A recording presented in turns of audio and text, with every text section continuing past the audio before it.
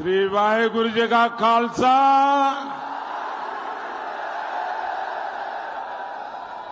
मैं मां त्रिपुर मालिनी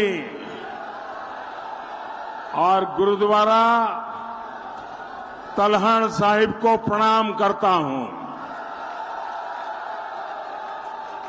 जालंधर और पंजाब की ये धरती,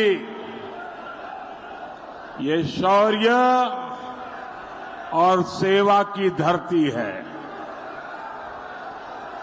हमारे गुरुद्वारे, हमारे मंदिर,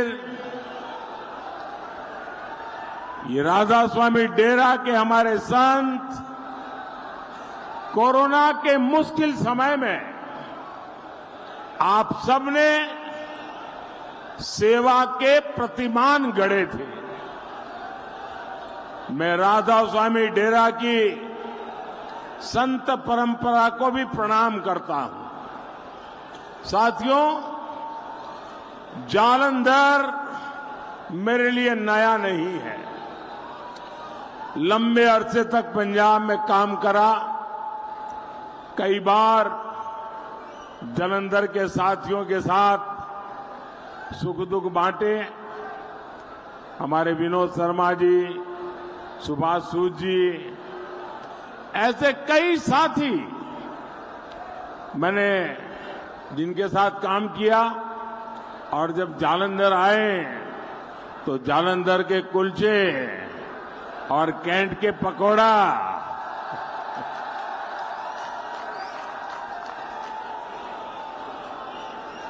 जालंधर के उस प्यार का कर्ज आज भी मेरे ऊपर है।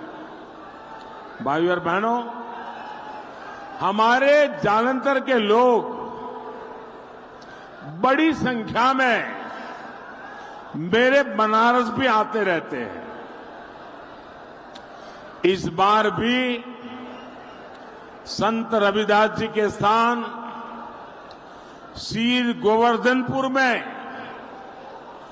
कई विकास कार्यों का लोकार्पण और शिलान्यास करने का मुझे अवसर मिला था। वहां मुझे जालंधर और पंजाब के श्रद्धालुओं को नमन करने का सौभाग्य मिला था। साथियों, देश में 5 चरणों का चुनाव हो चुका है। छठे चरण का चुनाव भी कल होने जा रहा है। उसका भी प्रचार थम चुका है। जो लोग कल तक बीजेपी के खिलाफ गुब्बारा फुला रहे थे, उनका गुब्बारा भी फूट चुका है। अब कांग्रेस और इंडी गठबंधन वालों को कोई वोट देना नहीं चाहता। आप अगर जालंधर में चौक में खड़े रहिए, 100 लोगों को पूछिए किसकी सरकार बनेगी, किसकी सरकार बनेगी। आप जालंधर के चौक में जाकर के पूछिए, 100 में से 90 लोग कहेंगे कि मोदी की सरकार फिर से बनेगी। जब ये पक्का है, ईश्वर रूपी जनता जनार्दन ने फिर एक बार मोदी सरकार बनाना तय कर लिया है, तो कौन ऐसी गलती करेगा कि जो किसी और को वोट दे? क्या कोई अपना वोट बर्बाद करना चाहेगा? क्या कोई चाहेगा कि उसका वोट खराब हो? हर कोई चाहेगा ना कि मैं वोट सरकार बनाने के लिए देता हूं। और इसलिए इस बार जब चारों तरफ ये पक्का हो चुका है, कश्मीर से कन्याकुमारी, गुजरात से लेकर के कोहिमा तक जब ये पक्का हो चुका है कि फिर एक बार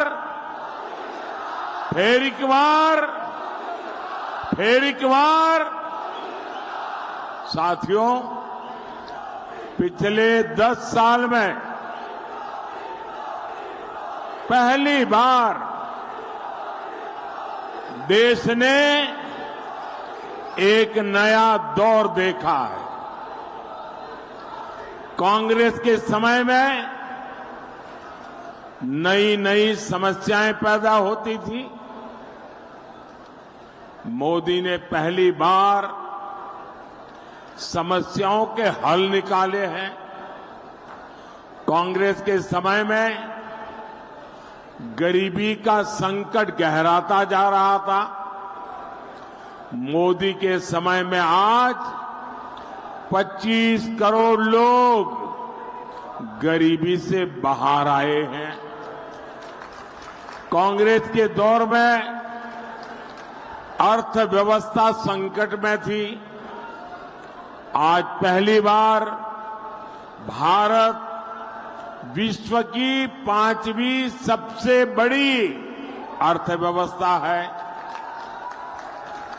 पहले देश में आतंकवाद का खतरा बढ़ता जा रहा था। आज मोदी सरकार ने देश में आतंकवाद की कमर तोड़कर रख दी है। पहले पाकिस्तान की हिम्मत बढ़ती जा रही थी। मोदी ने जब से घर में घुसकर मारा, तब से पाकिस्तान भी कुछ भी करने से पहले 100 बार सोचता है। पाकिस्तान को पता है लेने के देने पड़ जाएंगे। आज देश भी समझ रहा है, जब तक कांग्रेस है समस्याएं समस्याएं समस्याएं, यही उसका सिलसिला है। जहां कांग्रेस है वहां समस्याएं हैं, और जहां बीजेपी है वहां समाधान है।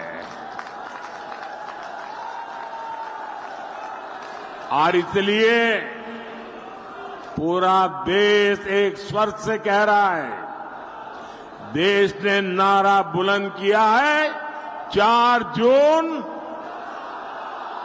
4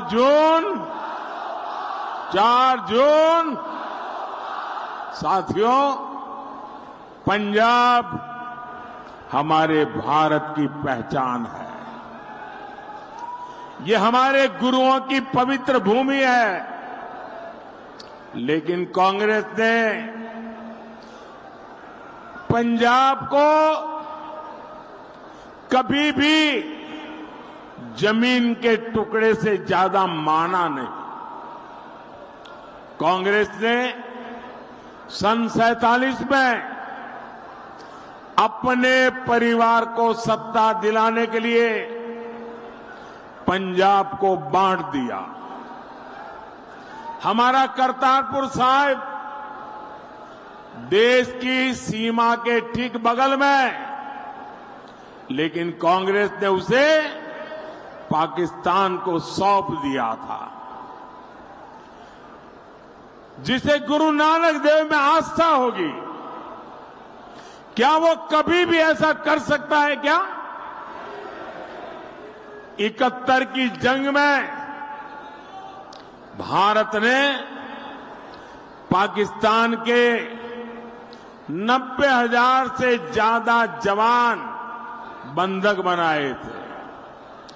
अरे उन बंधकों को रिहा करने के बदले ही करतारपुर साहब मांग लेते। लेकिन एक परिवार की वाहवाही और एक वोट बैंक को खुश करने के लिए कांग्रेस ने वो भी नहीं किया।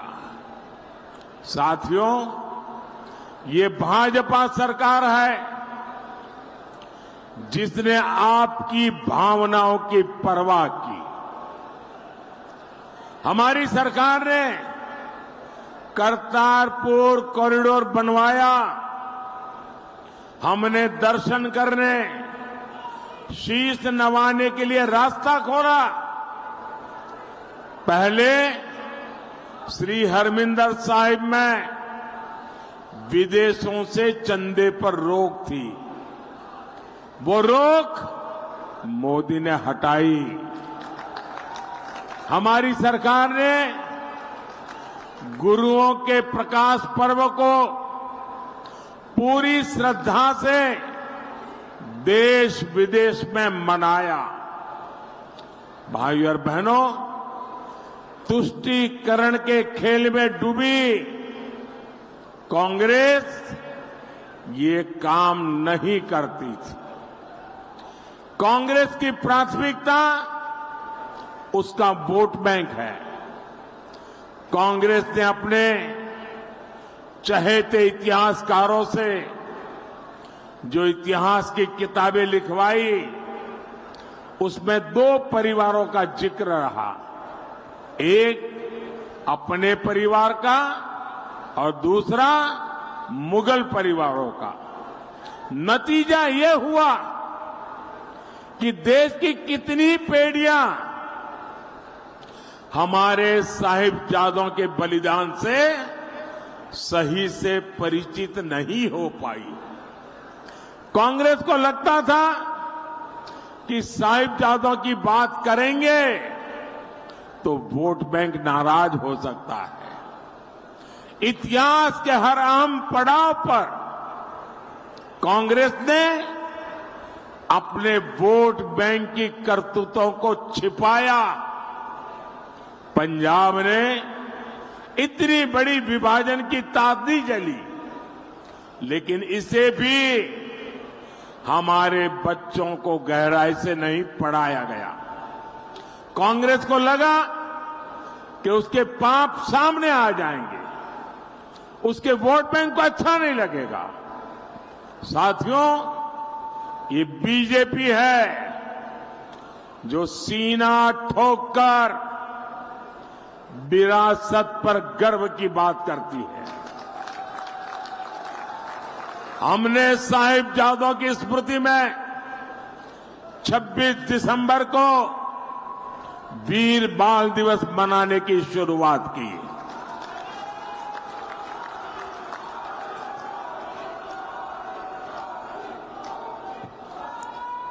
हमने 14 अगस्त को विभाजन विभीषिका दिवस मनाने की शुरुआत की।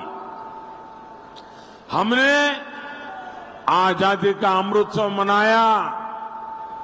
तो ऐसे हर पड़ाव को नई पीढ़ी तक पहुंचाया। साथियों, विभाजन में जो हमारे हिंदू सिख भाई बहन उधर छूट गए, वो भी हमारे अपने ही है। बीजेपी एनडीए सरकार ने उन्हें भारत में नागरिकता देने के लिए सीएए कानून बनाया, लेकिन कांग्रेस को उससे भी परेशानी हो गई। कांग्रेस कह रही है वो सत्ता में आएगी तो सीएए कानून रद्द कर देगी। विभाजन के पीड़ित हमारे हिंदू भाई बहन, हमारे सिख भाई बहनों को नागरिकता नहीं मिलने देंगे। साथियों, हमारा पंजाब देश का सीमावर्ती राज्य है। हमें इसे दोबारा से संकट में नहीं जाने देना है। कांग्रेस ने दशकों तक जो पाप यहां किए थे, अब झाड़ू पार्टी कांग्रेस की उसी विष बेल को खाद पानी दे रही है। आप याद करिए, इन्होंने क्या वादे किए थे? इन्होंने कहा था 2 महीने में नशे का कारोबार बंद करेंगे। कहा था कि नहीं कहा था? उन्होंने वादा किया था कि नहीं किया था? लेकिन आज ड्रग्स डीलरों को पंजाब में फ्री लाइसेंस मिला हुआ है। परिवार के परिवार बर्बाद हो रहे हैं। पंजाब के लोग भी समझ गए हैं, झाड़ू पार्टी वाले ये तो खुद नशे के होलसेल व्यापारी है, जिन्होंने इतना बड़ा शराब घोटाला किया हो। वो पंजाब में ड्रग्स की काली कमाई में डुबकी कैसे नहीं लगाएंगे?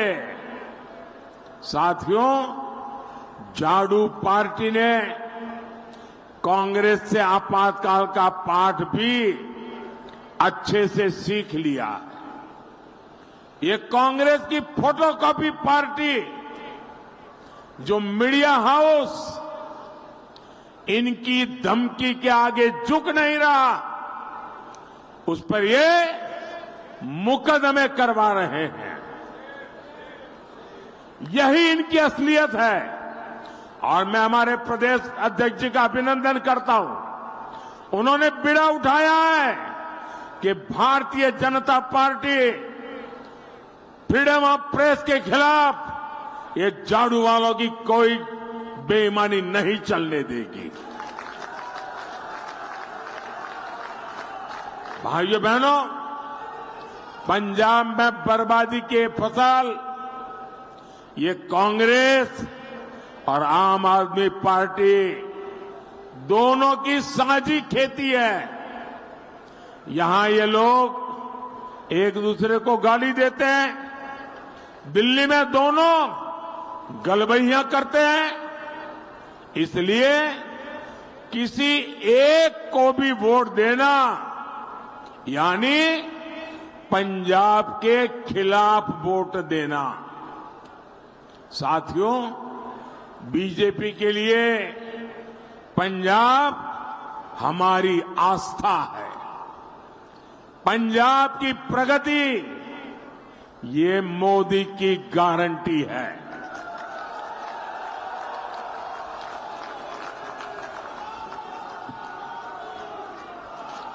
हमारा जालंधर स्पोर्ट्स इंडस्ट्री का इतना बड़ा सेंटर रहा है,